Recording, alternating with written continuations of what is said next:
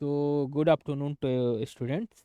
So, today we will start electrostatics and magnetostatics basic introduction, which is in semester third. और इसमें केवल MGC वाले पढ़ेंगे।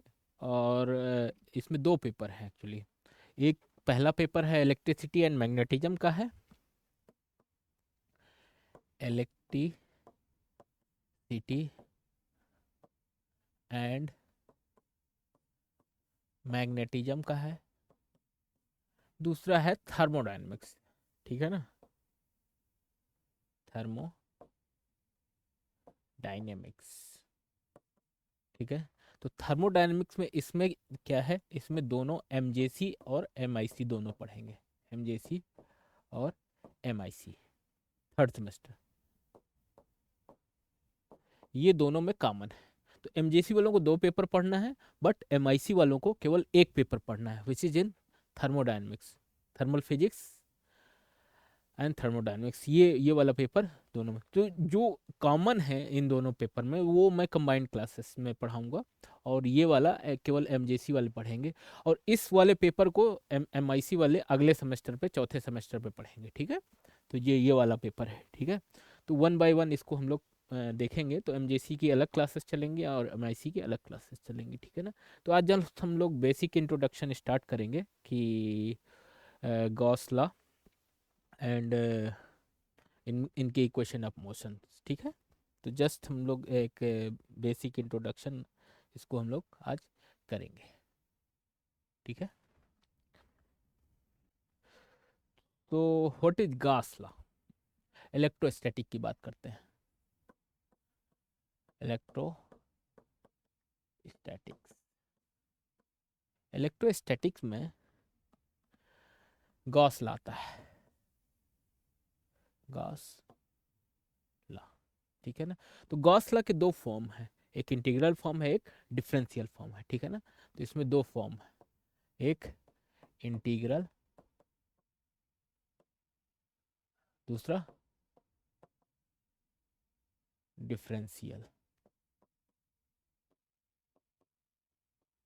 Form. तो आपको अगर इंटीग्रल फॉर्म पता है तो डिफरेंशियल फॉर्म आराम से निकाल सकते हैं। ठीक है। तो इंटीग्रल फॉर्म क्या होता है, इसका जस्ट स्टेटमेंट हम लोग लिखेंगे यहाँ पे।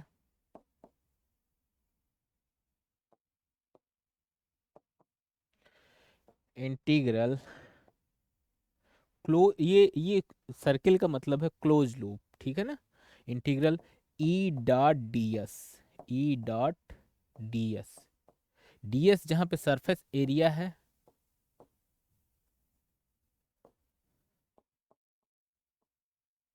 एरिया है, ई क्या है, इलेक्ट्रिक फील्ड है।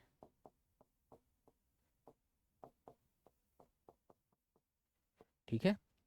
तो ये क्या होता है, equal to Q by epsilon zero. ठीक है ना। क्यू जहाँ पे क्या है, charge enclosed, charge enclosed by the surface. ठीक है। Charge enclose by the surface.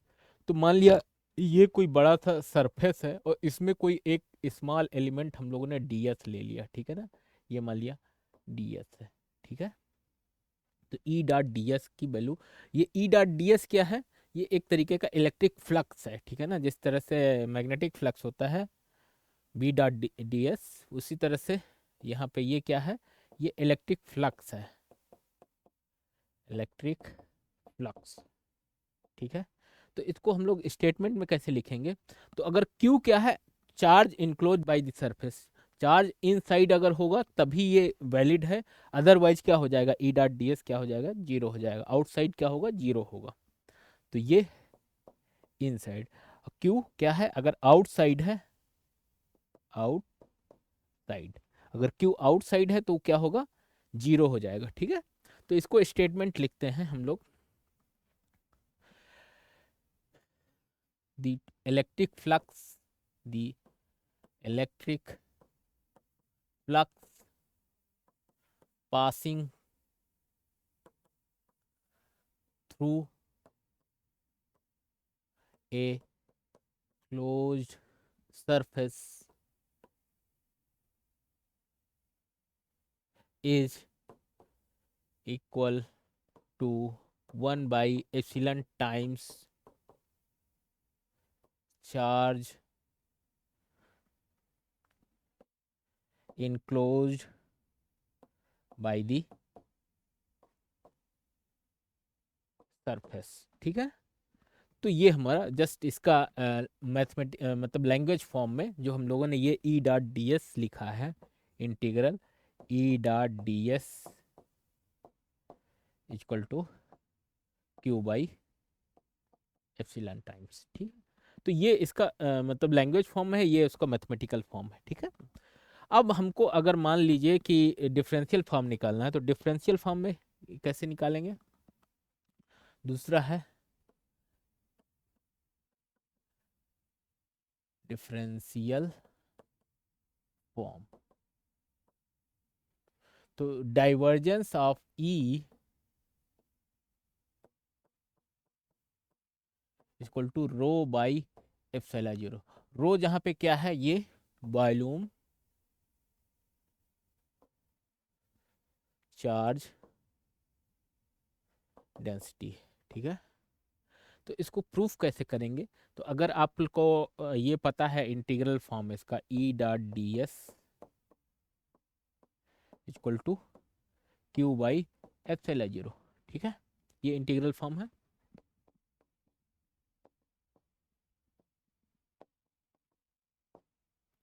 Integral form हो गया।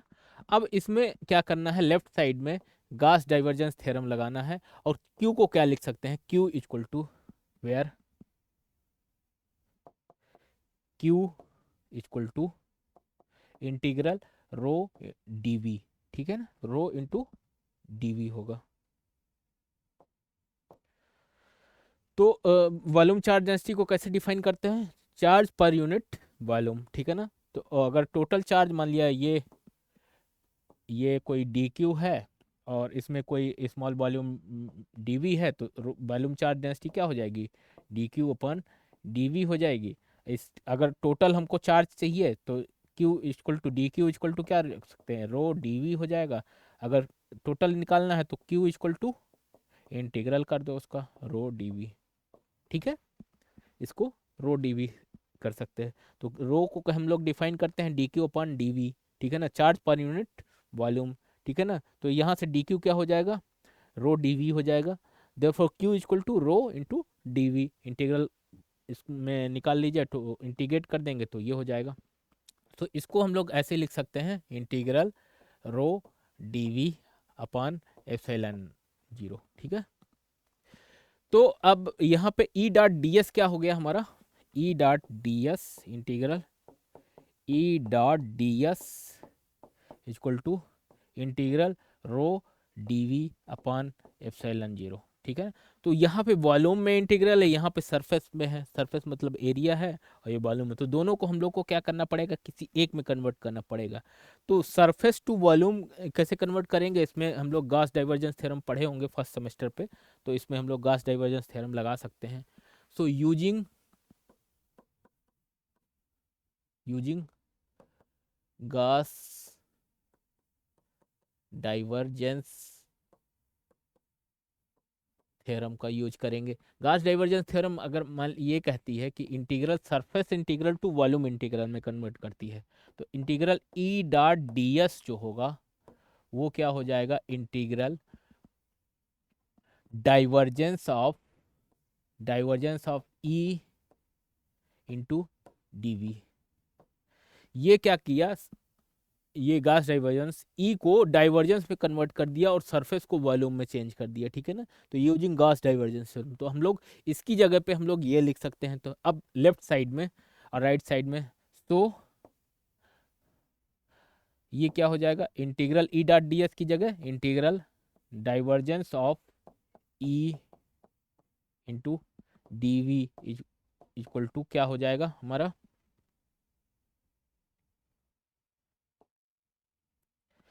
Integral rho D V one by epsilon zero. ठीक है, अब दोनों वॉल्यूम में इंटीग्रल है, तो देखो ये क्या हो जाएंगे, divergence of E equal to rho by, rho एक कांस्टेंट है तो इसको बाहर भी ले सकते हैं, इसलिए ये ट्रू हो जाएगा, ठीक है ना। सो दिस इज, ही क्या हो गया, this is differential form of Gauss law है, ये डिफरेंशियल फॉर्म है गॉस ला का, ठीक है। तो इसका जस्ट प्रूफ, ये डाइवर्जेंस इसमें बीच में बिंदी है, ठीक है ना, तो ध्यान रखेंगे। तो हम लोग ने मतलब इसका यूज करके हम लोग इंटीग्रल फॉर्म का यूज करके हम लोग डिफरेंशियल फॉर्म पा सकते हैं, ठीक है ना। तो मतलब ये इलेक्ट्रोस्टैटिक्स के इक्वेशन ऑफ मोशन, तो हमारे इक्वेशन ऑफ मोशन क्या क्या मिले हम लोग को, इंटीग्रल फॉर्म।